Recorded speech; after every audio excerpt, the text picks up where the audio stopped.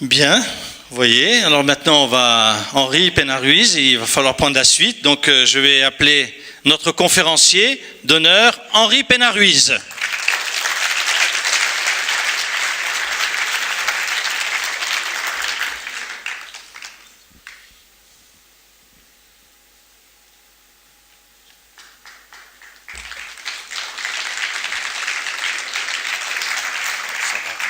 Oui, très bien. Oui. Alors vous le connaissez tous, donc je vais être bref, Henri.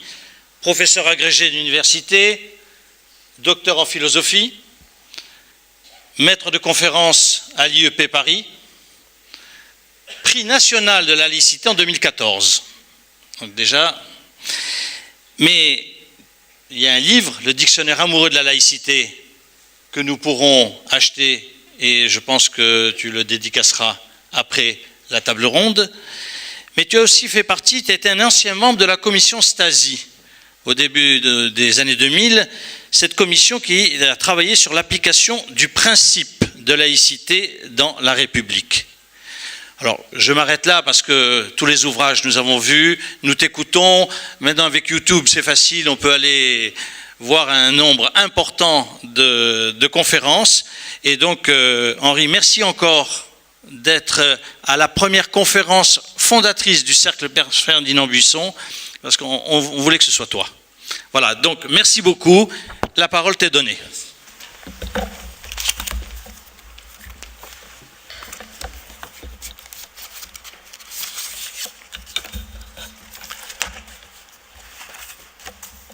Mesdames, Messieurs, chers amis, c'est toujours une émotion.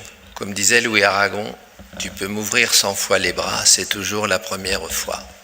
C'est toujours la première fois qu'on parle en pensant à voix haute pour dire le sens d'un idéal aujourd'hui tellement maltraité, malmené, qu'il faut inlassablement faire le pari de la raison. Et en faisant le pari de la raison, on fait aussi le pari du cœur qui, comme disait Platon, est toujours tout près de la raison. Faisons le pari de la raison, de l'explication, de l'éducation populaire pour expliquer la laïcité. Pourquoi la laïcité? Mais avant d'entrer in medias res, un grand merci, un immense merci à François Lapeyroux, Michel Dumont, au président du Cercle Ferdinand Buisson, à toutes les personnes que je ne peux citer. Je ne veux en oublier personne, donc à toutes les personnes qui ont contribué à l'organisation de cette soirée. Un grand merci aussi pour cette confiance qui m'est accordée, qui me touche toujours beaucoup. Je vais tenter d'en être digne. Le 7 janvier 2015, la République a été blessée. Les journalistes de Charlie Hebdo avaient été assassinés à bout portant, un bain de sang. Ce jour-là, beaucoup de citoyens et de citoyennes, hébétés, se demandant ce qui arrivait, se sont précipités, place de la République à Paris. J'en étais, sans voix, la gorge serrée. La nuit est tombée. Nous avons allumé des petites bougies sur le piédestal de Marianne. Marianne, l'allégorie de la République, qui porte pour seul symbole le bonnet phrygien de l'esclave affranchi. Bref, ce merveilleux symbole qui fait signe non seulement vers la liberté comme l'état naturel de respiration de l'humanité, mais vers la libération, vers l'émancipation, le processus par lequel un homme qui est esclave, qui est sujet, qui ne peut pas s'exprimer, découvre que la liberté lui est naturelle et qu'elle est raturée par la condition sociale qui lui est faite. Marianne, lever les yeux vers cette statue, contempler le bonnet phrygien de l'esclave affranchi, se souvenir que la Révolution française a refondé l'idée de la nation, Jadis, la nation, c'était le particularisme obligé, violence, et en même temps, particularisme qui a une caractéristique, c'est qu'il n'inclut qu'en excluant. En excluant qui?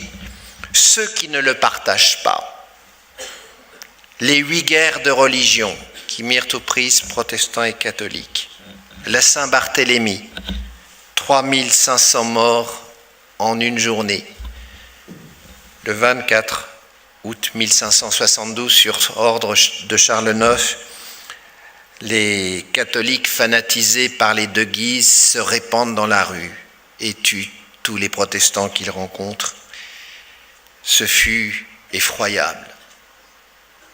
3500 morts, autant que lors de l'attentat des Twin Towers, quand des avions pleins de civils furent précipités par des fous de Dieu contre des tours pleines de civils. Les autorités américaines dénombrèrent environ 3500 morts. Terrible parallélisme pour nous instruire que ce n'est pas la religion qui est en cause, mais le fanatisme religieux qui veut dicter la loi à partir de la foi. Ne pas faire de contresens. Savoir quels sont les principes qui peuvent nous unir tous, non pas seulement au-delà de nos différences, mais peut-être même plus radicalement en amont des différences. La laïcité ne s'est pas conçue comme un cadre à partir de certaines religions. La laïcité, par ce pouvoir extraordinaire qu'ont les hommes quelquefois de construire l'idéal universel à partir d'une situation particulière, la laïcité s'est déclinée dans un triptyque très simple à comprendre. Contrairement à ceux qui disent que la laïcité est complexe, qu'il y en a plusieurs versions, la laïcité, c'est l'unité du peuple dans son ensemble. Laos, en grec, veut dire population indivisible. Et le laïkos, c'est le simple membre du peuple que rien ne distingue d'autrui. Il y a dans l'idée du Laos qui résonne dans le terme laïcité, l'idée que l'humanité est une. En amont des différences qui surviendront après, l'humanité est une. Il n'y a pas de race humaine. Leibniz le disait déjà. Lorsqu'on compare les hommes, non pas par la vérité de l'extérieur, phénoménale, pigmentation de la peau, sexe ou autre, on pourrait croire, mais c'est une illusion très fausse, qu'il y a plusieurs groupes humains. En réalité, il n'y en a qu'un. Je déplore qu'on n'ait pas encore corrigé notre constitution en supprimant le mot race. Les Français et les Françaises sont égaux sans distinction de race. Ce mot ne devrait plus figurer. Il faudrait substituer sans distinction de groupe humain. Et quand je vous vois, vous qui êtes le Laos, je ne vois pas une communauté de catholiques, de protestants, d'humanistes athées, d'humanistes francs-maçons. Non. Je vois des êtres humains. Ce qui me saute aux yeux, c'est d'abord, comme une sorte d'évidence principielle, l'unité de l'humanité. Oui, nous avons en commun ce qui distingue l'être humain. L'intelligence, intelligere, la capacité de saisir les liens et de comprendre. La culture, la capacité de s'autoproduire en cultivant la nature, mais en se cultivant soi-même pour faire advenir les potentialités au meilleur de leur développement. Bref, l'humanité est une. Le racisme est non seulement une abjection qui voudrait dresser vainement les êtres humains les uns contre les autres au vu de leurs prétendues différences, mais c'est en même temps une aberration épistémologique, une fausseté absolue. Sachons le dire dans l'école de la République, sachons instruire nos élèves, des êtres qui s'élèvent de cette unité principielle de l'humanité. Bref, soyons les citoyens incommodes dont la République a besoin. La République, ce système qui unit les êtres humains par le sens du bien commun, res publica, qui parachève la démocratie comme souveraineté du peuple, demo kratein, qui la parachève dans le sens de ce qui nous unit, le bien commun. Et le bien commun peut être constitué de nos droits, la liberté de conscience qui est bonne pour le croyant comme pour l'athée, l'égalité de droit qui interdit tout privilège public de la religion, mais qui interdit également tout privilège public de l'humanisme athée. L'Union soviétique stalinienne, persécutant l'Église orthodoxe, était aussi anti-laïque que la Pologne catholique imposant la prière dans toutes les écoles, y compris aux athées. Liberté de conscience, égalité de droit sans distinction d'options spirituelles. Pourquoi dire options spirituelles ? Pour bien rappeler que le choix d'une spiritualité doit être facultatif, c'est-à-dire libre. Optare en latin, c'est choisir librement. Il y a parmi vous, sans aucun doute, comme dans le reste de la population française, toutes les options spirituelles représentées.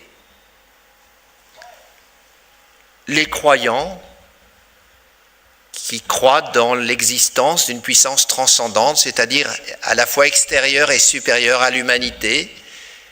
Les humanistes athées qui ne croient pas en Dieu, mais qui croient dans la vocation de l'humanité à s'accomplir sous un ciel vide.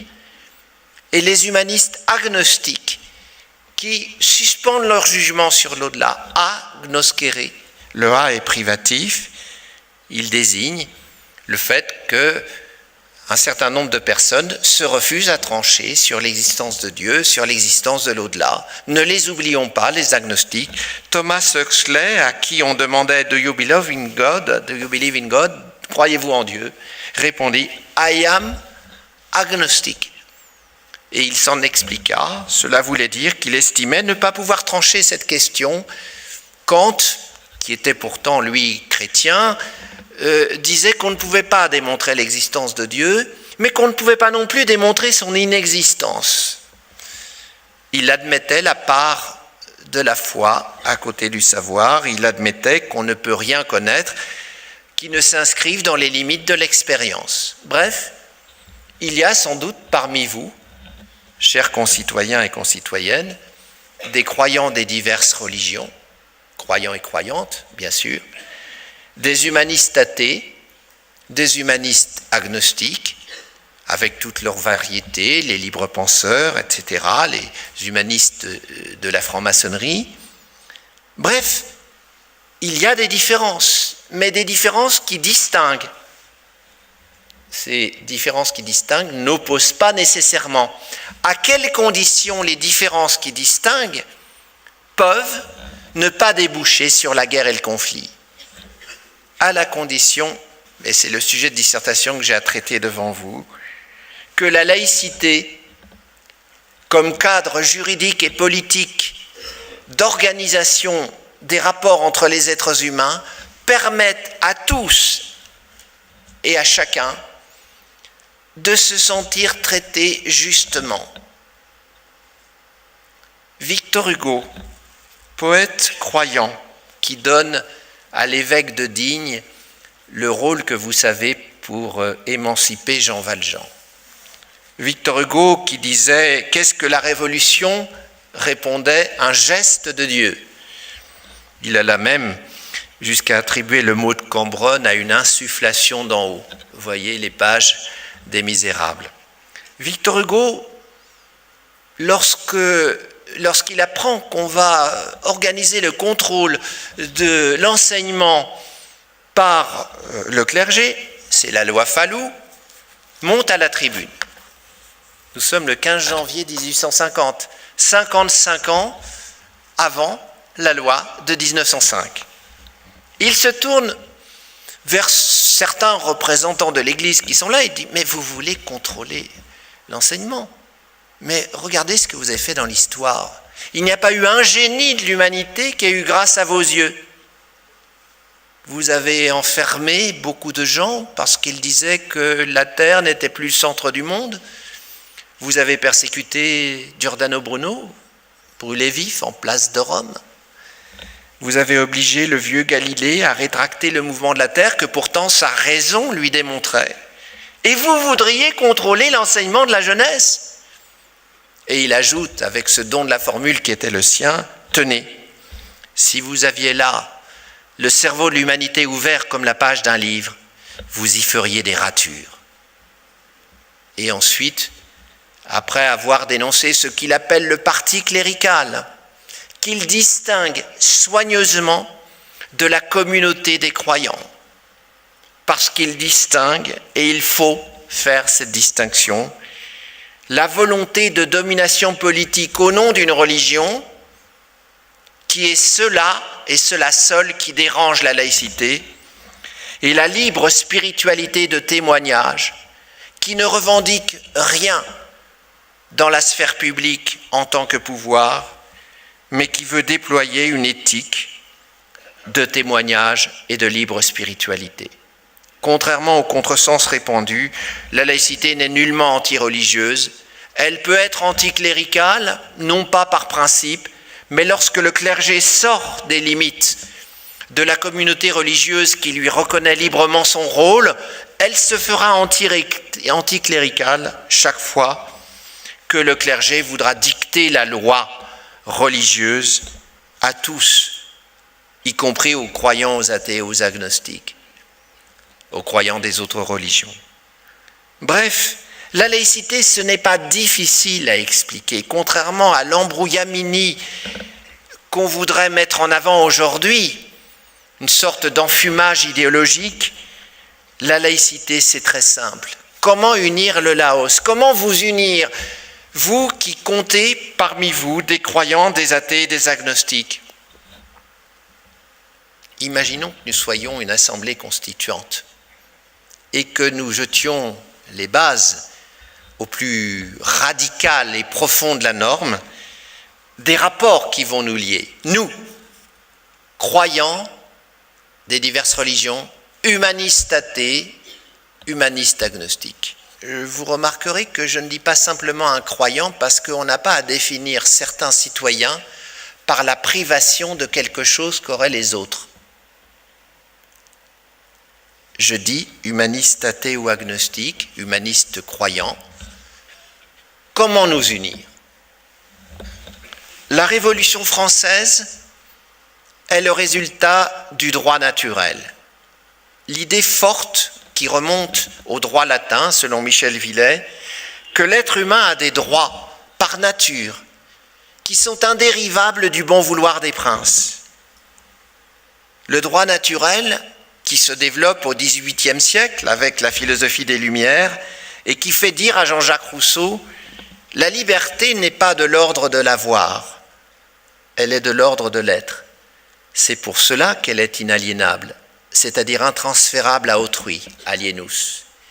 La liberté est inaliénable, elle est comme la respiration de l'être humain. Liberté de conscience, peut-être la liberté la plus fondamentale, puisque c'est de la libre conscience que découle la conduite existentielle. C'est ma conscience qui accompagne mes actes, et donc la liberté de conscience est le cœur même de toute liberté. Marc Aurèle, l'empereur philosophe stoïcien, qui se disait citoyen du monde, qui disait admirablement en tant qu'Antonin, je suis citoyen de Rome, en tant qu'homme, je suis citoyen de l'humanité. Marc Aurèle définissait la liberté de conscience comme une citadelle intérieure.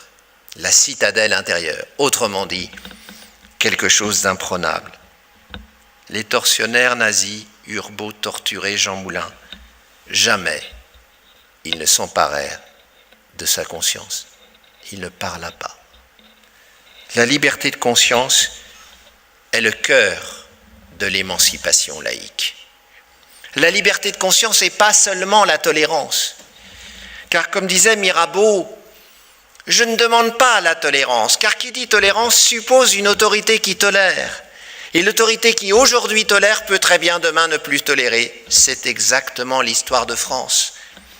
Dans le sillage de la 8e et dernière guerre de religion, Henri IV, ancien huguenot, qui est monté sur le trône en se convertissant au catholicisme, Paris vaut bien une messe. Henri IV s'adjoint les services de Michel de l'Hôpital, grand humaniste de l'époque, et ils rédigent, ils tiennent la plume tous les deux, l'édit de Nantes. Mais l'édit de Nantes fut un formidable progrès, on cessait de s'étriper, 145 places fortes furent concédées aux protestants. Ce n'était pas encore la laïcité. Il y avait encore un roi qui accordait et des sujets qui dépendaient du bon vouloir du roi. C'est Rabaud de Saint-Étienne, le pasteur Rabaud de Saint-Étienne, qui pendant la Révolution dira « Je ne veux pas de cette parole condescendante qu'est la tolérance. Je ne veux pas être simplement toléré. Je veux être libre. » L'édit de Nantes, 1598, fut raturé par Louis XIV, 1685, par l'édit de Fontainebleau.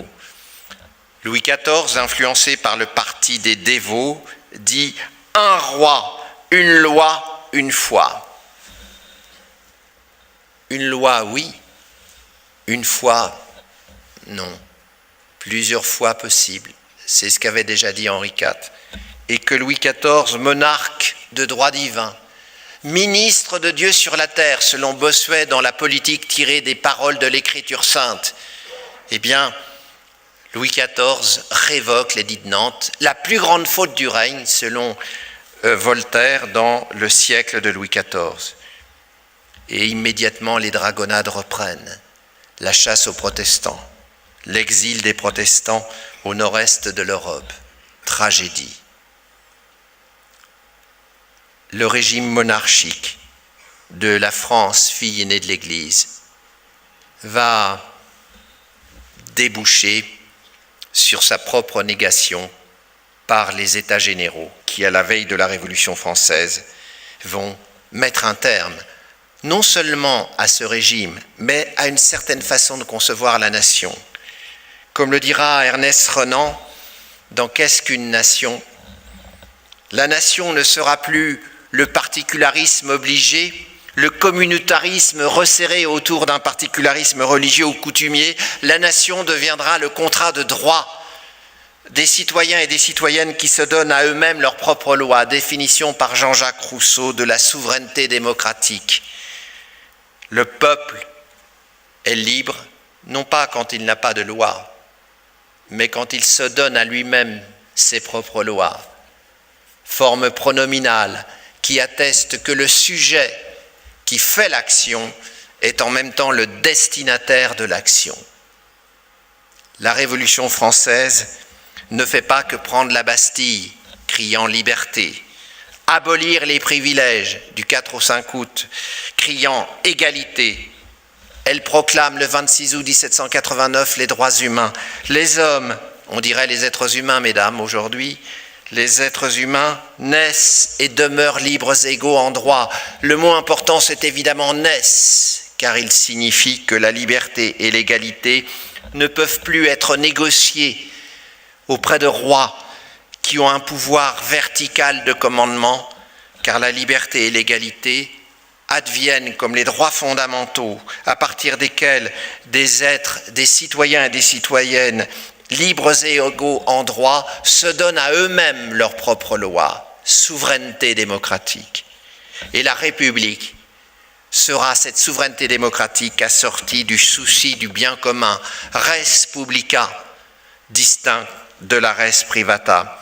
La religion est libre, mais elle ne doit engager que les croyants. L'humanisme athée est libre, mais il n'engage que les athées. Comment les unir? Par un dispositif qui va désormais définir un cadre capable d'organiser la coexistence des options spirituelles, de toutes les options spirituelles, passées, présentes et à venir. Il n'est pas vrai que la loi de 1905 n'était faite que pour les catholiques. Certes, elle fut faite par rapport à la pression qu'avaient exercée les catholiques pour rester maîtres de l'État, mais si cette loi a su s'appuyer sur les droits humains et faire advenir le triptyque liberté de conscience, égalité de droit, qu'on soit croyant, athée ou agnostique, et orientation de la puissance publique vers l'intérêt général, vers le bien commun, eh bien ce triptyque liberté, égalité, bien commun, intérêt général, ce triptyque vaudra un siècle plus tard, quelle que soit la religion. On dira, certains le disent, l'islam ne peut pas s'adapter à la laïcité. Faux. C'est comme si on avait dit que la religion catholique ne pouvait pas s'adapter à la laïcité. Elle l'a faite peut-être de mauvais gré. Souvenons-nous de l'encyclique du pape après la loi de 1905. Vehementer nos, on nous fait violence. On ne faisait pourtant pas violence à l'Église. Était-ce faire violence à l'Église que de décrocher les crucifix des salles de classe pour les restituer au curé du coin en lui disant voilà, ce crucifix a la place dans la maison collective des croyants, l'Église. Mais la maison collective des athées, des croyants et des agnostiques, ne pouvant avoir pour dénominateur commun que la totalité des êtres humains, sinon la République serait discriminatoire, eh bien dans les mairies, dans les lieux officiels de la République, il n'est plus question qu'il y ait des signes religieux. La chose était simple. Elle ne violentait pas les croyants. Certes, elle dessaisissait l'Église des privilèges qu'elle détenait du concordat napoléonien, privilège d'être reconnue d'utilité publique, de jouir de financement public. Et là, la loi de 1905, en ses 2 premiers articles, intitulés « Principes » dans les sous-titres de la loi, sera très claire. Article 1. La République assure la liberté de conscience. Point. Elle garantit le libre exercice des cultes. Point. On peut penser qu'il y a redondance entre les 2 phrases. Peut-être pas. Les législateurs ont estimé, Aristide Briand, Jean Jaurès et d'autres, ils ont estimé qu'il fallait rappeler que la liberté de conscience implique la liberté pour les croyants de pratiquer leur culte. Donc, pour apaiser par avance toute crainte, on dit la liberté de conscience, et on ajoute, elle garantit le libre exercice des cultes. Qu'est-ce que ça veut dire, elle garantit l'exercice des cultes? Ça ne veut pas dire qu'elle va devoir le financer, le culte, car désormais, ça sera aux fidèles de financer leur culte. Comme c'est aux francs-maçons de financer leur temple maçonnique. Comme c'est aux libres penseurs athées de financer leur maison de la libre pensée, n'est-ce pas? Res privata. La République, elle, a beaucoup à faire avec la res publica. Veiller au maintien des droits communs à tous, organiser les services publics, veiller à ce que toute personne jouisse de soins aussi bons que possible dans l'espace public. Ça, c'est l'intérêt général. Financer des lieux de culte, des maisons de la libre pensée, des temples maçonniques, ce n'est l'intérêt que de ceux qui se reconnaissent dans ces options spirituelles. La ligne de partage est très claire, surtout en une époque où les services publics dévolus à la concurrence libre et non faussée sont dans la déshérence que l'on connaît. Ne serait-il pas paradoxal de financer le culte qui ne concerne qu'une partie des êtres humains, une partie de vous-même, alors qu'on ne financerait plus les hôpitaux publics, les écoles publiques, les maisons de la culture qui visent le bien commun et l'intérêt général. Donc la laïcité avance sereinement. Son triptyque de définition est clair. Nous sommes citoyens et citoyennes de la même République. Nous avons des options spirituelles différentes. Certains d'entre nous croient au ciel, d'autres ne croient pas au ciel. Eh bien, nous allons nous unir sur des principes de droit qui ne nous feront craindre absolument rien.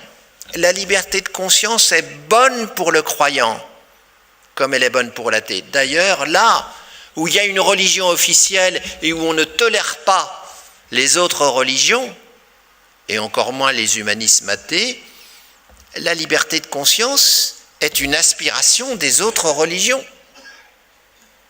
Aujourd'hui, on a cette scène d'horreur de Daesh qui égorge des chrétiens sur les plages. La liberté de conscience est le bien précieux. Elle n'implique aucune violence. Est-il normal qu'en Alsace-Moselle, aujourd'hui, les familles athées ou agnostiques soient obligées de solliciter une dérogation pour que leurs enfants ne suivent pas le cours de religion qui est pourtant imposé en raison du reliquat du Concordat dans toutes les écoles publiques? Je dis que non, ce n'est pas normal. Analysons. La liberté de conscience, c'est aussi la liberté de garder pour soi. Or, en Alsace-Moselle, les familles athées ou agnostiques qui ne veulent pas du cours de religion pour leurs enfants sont obligées de se déclarer. Première atteinte à la liberté de conscience. L'égalité de droit, c'est aussi le fait que les options spirituelles soient traitées à égalité, sans hiérarchisation. Or, en disant que le fait de ne pas assister aux cours de religion, c'est effectivement une dérogation qu'il faut solliciter, on est dans l'humiliation, ça veut dire que la religion est la norme et la non-religion la dérogation à la norme. Donc, on hiérarchise les options spirituelles. Le Concordat d'Alsace-Moselle, qui coûte 70 millions d'euros par an à toute la République et pas seulement aux contribuables des 3 départements concordataires, ce Concordat d'Alsace-Moselle est une survivance d'un autre âge. En bonne laïcité, il faudrait qu'il soit abrogé. Il en va de même de la loi Debré, qui depuis 1959 organise le financement public d'écoles privées religieuses avec de l'argent public.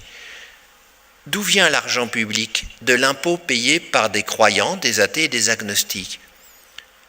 Est-il normal que l'on l'affecte à des écoles privées religieuses qui, au nom de leur caractère propre, peuvent effectivement proposer leur option spirituelle avec l'appoint des deniers publics?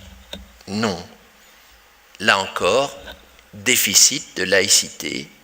Si on pose l'égalité de traitement des croyants, des athées et des agnostiques, il ne doit pas y avoir de privilèges.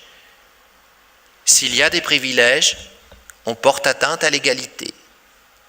Le Concordat et la loi Debré maintiennent des privilèges qui sont une atteinte grave à la laïcité de la République. Ça ne veut pas dire qu'il ne faille pas la liberté d'enseignement. Condorcet disait « il faut la liberté de l'enseignement ». Mais les croyants qui veulent des écoles où ils instruiront leurs enfants de la religion sont tout à fait libres d'organiser ces écoles, mais à leurs frais. La République, quant à elle, veillera à ce que croyants, athées et agnostiques puissent être accueillis dans les écoles publiques qui ne sont pas des écoles anti-religieuses, mais des écoles neutres. Neuter en latin veut dire ni l'un ni l'autre.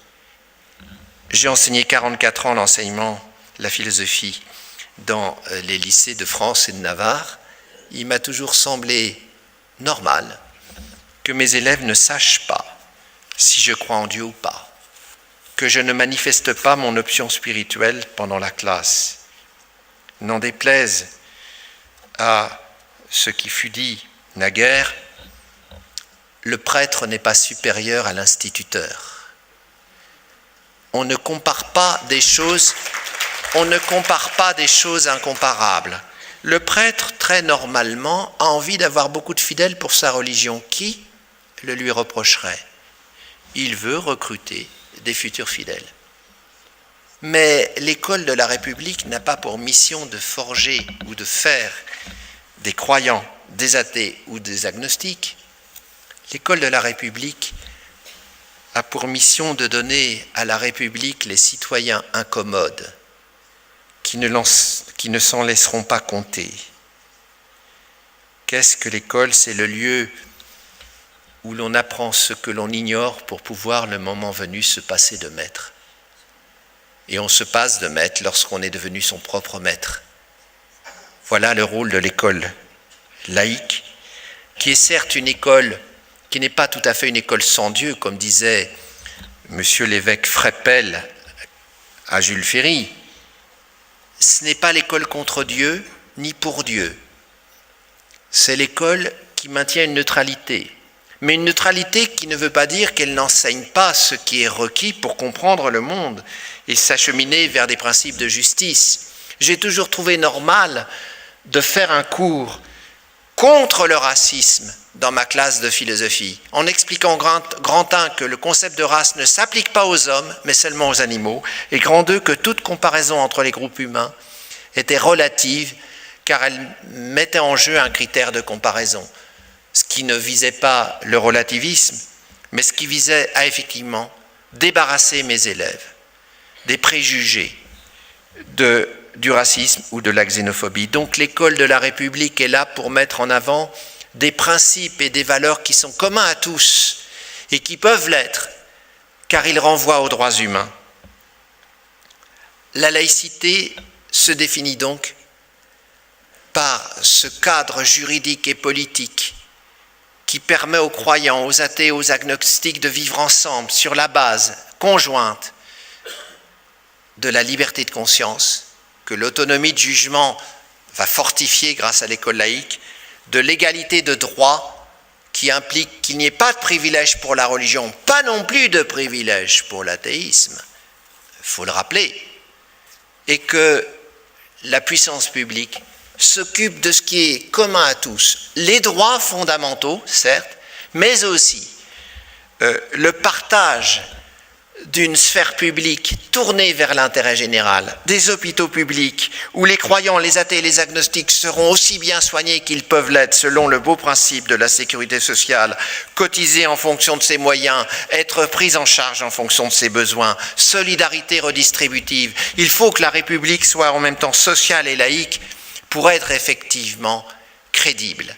Hélas, le triomphe de l'idéologie néolibérale qui voudrait introduire partout la concurrence libre et non faussée porte atteinte à la dimension sociale de la République. Et souvent, la grande misère dans laquelle beaucoup se trouvent conduit à des compensations identitaires dangereuses. La laïcité n'est pas une identité, pas plus que la République, ou ce serait une identité juridique. Mais qu'est-ce que l'identité personnelle? Paul Ricoeur le disait, c'est un récit de soi qui ne s'achève qu'au dernier souffle. Jusqu'à mon dernier souffle, je ne sais pas ce que je suis. Mon identité, je la construis chaque jour, à mesure que j'agis, selon ma conscience. L'identité n'est pas collective. Quand au nom d'une identité collective, on impose à des individus de se conformer à ce qu'une communauté attendrait d'eux, ce qu'on appelle le communautarisme. Lorsque des chefs politico-religieux disent à la jeune femme qui veut aller tête nue à l'école, « tu trahis ta communauté », ils nient la liberté de l'individu.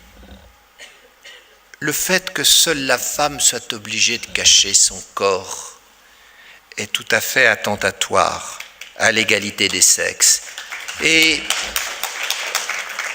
je voudrais rappeler que cela n'est pas seulement en terre d'islam que les extrémistes religieux inventèrent cette obligation de se cacher.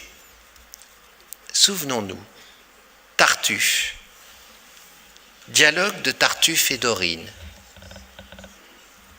Cachez ce sein que je ne saurais voir. Par de pareils objets, les âmes sont blessées, et cela fait venir de coupables pensées. D'Orine. Vous êtes bien point à vous échauffer, monsieur, je ne sais quelle chaleur vous monte. Pour ma part, je ne suis pas si prompte. Je vous verrai tout nu du haut jusqu'en bas, que toute votre peau ne me tenterait pas. Admirable Molière, qui dirigeait la scène Tartuffe contre le parti des dévots. Admirable Molière qui met dans la bouche de Dorine cette idée que ce n'est pas à la femme de se cacher, mais à l'homme de maîtriser ses impulsions. Et effectivement, on dira, l'égalité des sexes n'a rien à voir avec la laïcité. Je me permettrai de nuancer ce propos. Quand l'Ancien Testament dit, après la maudite cueillette, Jéhovah aurait dit à Ève, tes désirs te porteront vers ton mari et lui dominera sur toi. La notion machiste de chef de famille est née. Après, saint Paul, dans une épître célèbre, dit « Femmes, soyez soumises à vos maris ». Et après, une sourate du Coran dit « Écoutez, mesdames, la femme a un degré de préséance de moins que l'homme, c'est-à-dire qu'elle n'a pas d'égalité juridique. Et l'homme ira à sa femme quand il le voudra et comme il le voudra. » Bref, la religion légalise le viol en plein mariage. Les trois religions du livre, qui étaient contemporaines de sociétés patriarcales, ont dérogé à l'obligation de transcendance, car elles sacralisèrent les préjugés historiquement déterminés de leur époque. Elles ne furent pas transcendantes par excès, elles furent plutôt immanentes aux préjugés de leur époque. Et quand la laïcité aboutit à découpler la loi civile et la loi religieuse, à supprimer la notion machiste de chef de famille, comme l'a fait Yvette Roudy en 1983. Maintenant, on ne dit plus, comme jadis, le mari est le chef de famille, il choisit le domicile conjugal et sa femme est tenue de le suivre. On dit, le mari et la femme exercent conjointement l'autorité familiale, l'autorité parentale, et choisissent de concert le domicile conjugal. Ça a une autre allure.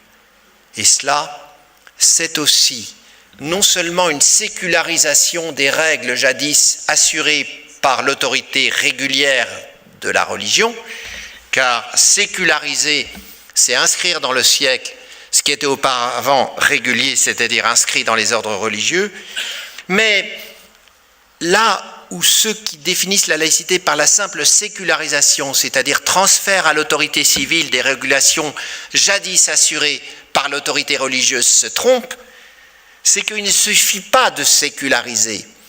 Quand quelque chose est injuste, il faut le supprimer. La notion machiste de chef de famille a disparu. Donc, on n'est plus dans une simple logique de sécularisation.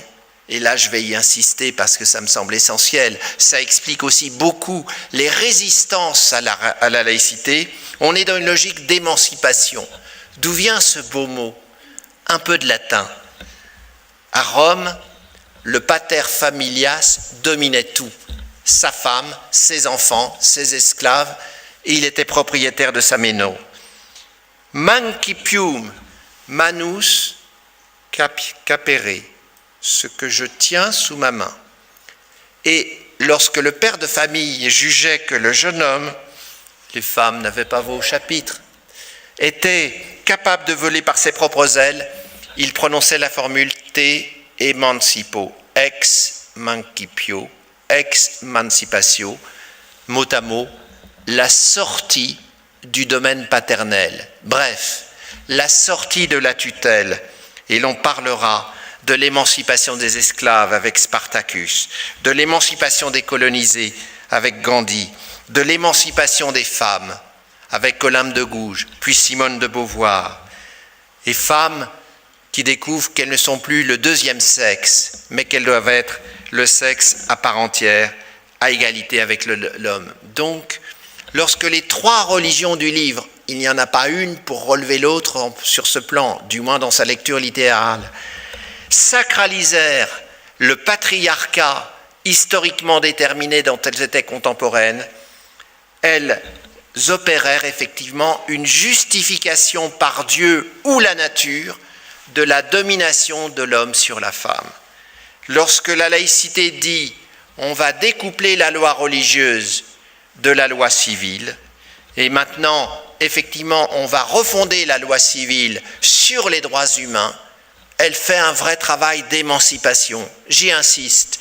La laïcité, c'est le cadre juridique qui rend possible la liberté de conscience, l'égal traitement des options spirituelles et effectivement l'orientation vers le bien commun qui unit tous les hommes par-delà leurs différences, mais c'est aussi une émancipation.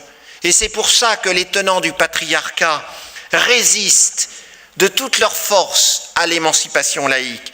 Dans combien de pays encore aujourd'hui la femme est-elle dominée? Même en France, on sait que dans la haute fonction publique, les femmes gagnent à peu près 7% de moins de salaire que les hommes. Le travail d'émancipation, c'est l'émancipation, la sortie de la dépendance qui fait qu'un être humain a en lui le principe de ses pensées, a en lui le principe de ses actions, a en lui le principe de son style de vie.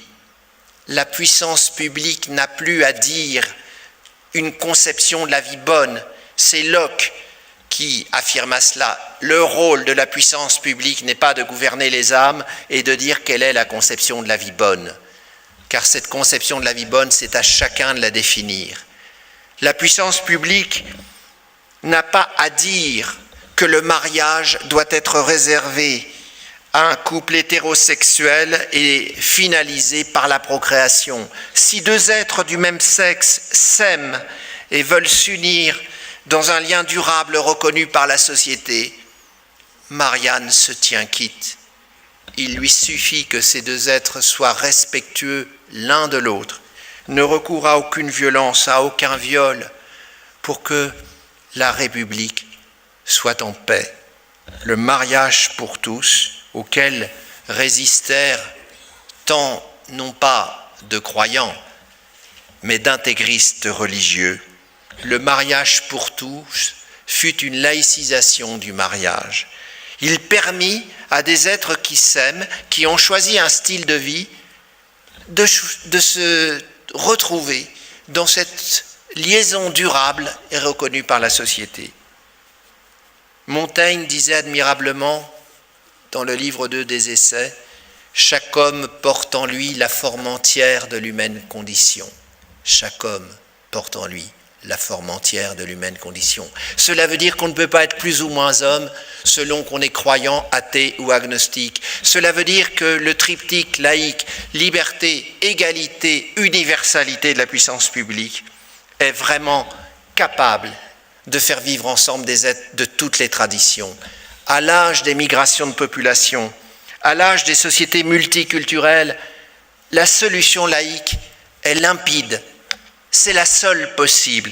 Faire vivre ensemble des êtres humains dans ce qui les élève et non pas dans ce qui les soumet. Je pense que la laïcité n'a pas à s'adapter aux religions. C'est aux religions de s'adapter à la laïcité. Ce n'est pas à la République laïque de s'adapter aux religions, mais aux religions de s'adapter à la laïcité. Le catholicisme l'a fait, contraint et forcé quelquefois. Mais pourquoi l'islam ne le ferait pas? Mes amis tunisiens qui luttèrent contre Ennahda et qui avaient lu Averroès et qui avaient lu le discours décisif d'Averroès qui disait « Quand un verset du Coran heurte ma raison, je dois l'interpréter », c'est-à-dire passer au second ou au troisième degré de lecture, créant l'herméneutique comme théorie interprétative du texte. Averroès avait mis à distance du texte qui ne pouvait plus être lu de façon littérale. Et toutes les femmes croyantes, lorsqu'elles voient que l'homme doit aller à la femme quand il le veut et comme il le veut, disent non, ça ne peut pas être Dieu qui pense cela. Ça ne peut être que des hommes prisonniers du patriarcat qui réduit la femme à un objet que l'on dévoile à volonté. Dès lors, la normativité du texte sacré dépendra de l'accord que la raison lui donnera. Il n'est pas question de détruire les religions, mais de les conduire à s'amender elles-mêmes, de telle façon qu'elles entrent en accord avec les droits humains fondamentaux. Je pense que cela, en terre d'islam, pourra se faire. Je voudrais terminer cet exposé qui est très lacunaire, pardonnez-moi, mais il faut que je laisse du temps pour la discussion citoyenne. Je voudrais terminer ces exposés par un propos un peu plus polémique. Il y a les vrais amis de la laïcité, mais il y a aussi les faux amis de la laïcité. Qui sont les faux amis de la laïcité? Les gens qui mettent en cause la laïcité en lui attribuant ce qui n'est pas de son fait. Je pense à un livre dont le titre m'exaspère, « Manuel pour une laïcité apaisée ». Mais qu'est-ce que c'est que cette insinuation? Qui doit s'apaiser dans notre pays? La laïcité ou les fanatismes religieux? Alors certes, il y a certaines forces politiques qui instrumentalisent l'invocation de la laïcité pour donner une honorabilité à des thèses d'exclusion de certains hommes par rapport à d'autres. Mais nous n'avons pas le droit de confondre la laïcité avec son invocation. Quand le Front National s'indigne des prières de rue des musulmans dans le 18e arrondissement de Paris, mais ne dit rien contre les extensions limousines où l'on sort les effigies des saints et où on occupe la rue, est-ce que c'est de la laïcité? Non. C'est de la discrimination. N'invoquer la laïcité que lorsqu'il s'agit de rappeler à l'ordre républicain les tenants d'une certaine confession religieuse, c'est tout le contraire de la laïcité. Quand M. Ménard, maire de Béziers, installe une crèche chrétienne, c'est-à-dire une mise en scène de la nativité du Christ, avec le nourrisson qui a l'auréole, qui montre sa divinité, comment peut-on soutenir, comme vient de le soutenir le rapporteur du Conseil d'État, que c'est un objet purement culturel? C'est un objet cultuel. Il a sa place dans plein d'endroits, cet objet cultuel, dans les églises, dans les maisons des croyants, éventuellement aux Galeries Lafayette au moment de Noël, c'est-à-dire la sphère publique, mais qui n'engage pas la puissance publique. Une mairie, c'est une maison du peuple. Et dans cette maison du peuple, tous les citoyens doivent se sentir traités à égalité. Il n'y a pas de nécessité d'exposer des scénographies religieuses dans une mairie. Mais ça ne veut pas dire qu'on veut effacer toute trace publique des religions. C'est stupide de dire ça. Mais la mairie n'est pas un lieu de manifestation religieuse. La crèche chrétienne n'est pas un objet simplement culturel, c'est un objet cultuel. Alors on dira, oui, mais il y a des santons de Provence. Mais on oublie une chose, allons jusqu'au bout de l'analyse. La réalisation artisanale et artistique d'une crèche est de l'ordre des moyens. La mise en place de la crèche elle-même est de l'ordre des fins, des finalités constitutives. Bref, le culturel est au service du cultuel, mais c'est le cultuel qui prime. N'en déplaise au rapport du Conseil d'État qui va être mis en débat. Donc effectivement, quand le même M. Ménard installe une crèche au milieu de la mairie de Béziers et interdit les paraboles sur les immeubles de Béziers, qui vise-t-il avec cette interdiction? Est-ce pour des raisons esthétiques? J'en doute. Il vise, on le sait bien, la possibilité pour certains citoyens de confession musulmane de recevoir des chaînes de télévision ou de radio religieuses. Bref, le couplage de ces deux actes est parfaitement significatif. Nous ne sommes pas dans une théorie universaliste de la laïcité, nous sommes dans une théorie différentialiste du choc des civilisations, ou dans une théorie inspirée par la théologie politique de Carl Schmitt, se poser en s'opposant. On fait peuple en distinguant l'ami et l'ennemi. Quand un récent président de la République disait « la burqa n'est pas acceptable parce qu'elle n'est pas de chez nous », il se trompait de motif. Si la burqa voile intégralement le corps, si la femme n'a même plus le droit au visage, comme disait si bien Elisabeth Badinter, alors c'est pour des raisons de droit qu'elle doit être interdite. Et peu importe la géographie, le chez nous et le chez eux. Nous avons affaire, hélas, et je vais terminer là-dessus, en France à une libération de la parole raciste ou xénophobe.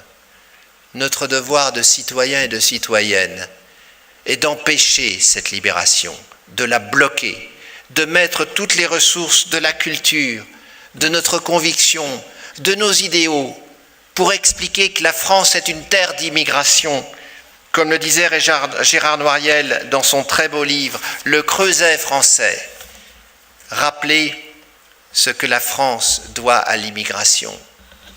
Je pense avec une certaine émotion à mes grands-parents qui vinrent travailler comme ouvriers en Seine-Saint-Denis, quittèrent l'Espagne, la vieille Castille, et vinrent faire tourner les usines à l'arrière pendant que tous les hommes en âge de combattre pendant la Première Guerre mondiale étaient sur le front. Je pense à ces vagues d'immigration issues du Maghreb qui, après la Deuxième Guerre mondiale, pendant les 30 Glorieuses, entre 1945 et 1975, construisirent la richesse de notre République, de notre nation. Oui, l'immigration fut une chance pour la France, comme le disait si bien Bernard Stasi. N'oublions pas ces choses. N'oublions pas que les immigrés coûtent moins cher à la France qu'ils ne dépensent, que les prestations qu'ils perçoivent sont inférieures aux cotisations qu'ils versent. Utilisons tous ces éléments de culture pour lutter contre les nouvelles infamies. Rappelons aussi la belle phrase de Kant dans le projet de paix perpétuel, l'hospitalité universelle. Et évidemment, ceux qu'on accueille doivent respecter les lois du pays, mais il ne faut jamais oublier que si nous sommes nés ici plutôt qu'ailleurs, c'est peut-être un hasard. Ce qui nous réunit, c'est la conscience de notre commune humanité. Par la laïcité, c'est cette unité de l'humanité qui s'affirme. Un dernier mot. Le poète Louis Aragon a sans doute écrit le plus beau texte en hymne à la laïcité. Il célébra, à la fin de la guerre, l'union des croyants et des athées dans la résistance au nazisme, la rose et le réséda. Le poème était dédié à deux communistes athées, Gabriel Péry et Guy Moquet, et à deux catholiques résistants, Honoré d'Estienne-d'Orve, officier de marine, et Gilbert Dru, jeune militant catholique, tous quatre fusillés par les nazis. Celui qui croyait au ciel, celui qui n'y croyait pas. Tous les deux étaient fidèles, des lèvres, du cœur, des bras, et tous les deux disaient « Qu'elle vive et qui vivra verra », celui qui croyait au ciel, celui qui n'y croyait pas.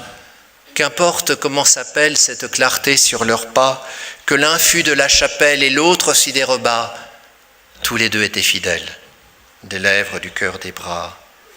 Quand les blés sont sous la grêle, fou qui fait le délicat, fou qui songe à ses querelles au cœur du commun combat, celui qui croyait au ciel, celui qui n'y croyait pas, ils sont en prison.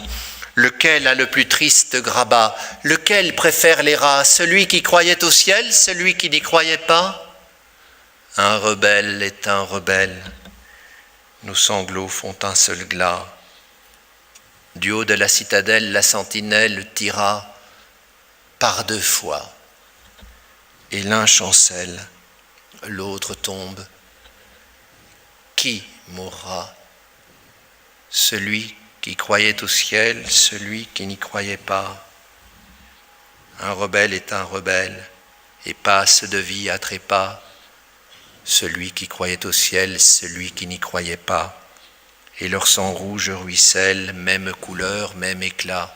Il coule et se mêle à la terre qu'il aima, pour qu'à la saison nouvelle mûrisse un raisin muscat. L'un court et l'autre a des ailes, et de Bretagne ou du Jura le grillon rechantera. Petite flûte ou violoncelle, le double amour qui brûla, l'alouette et l'hirondelle, la rose et le réséda. Je vous remercie.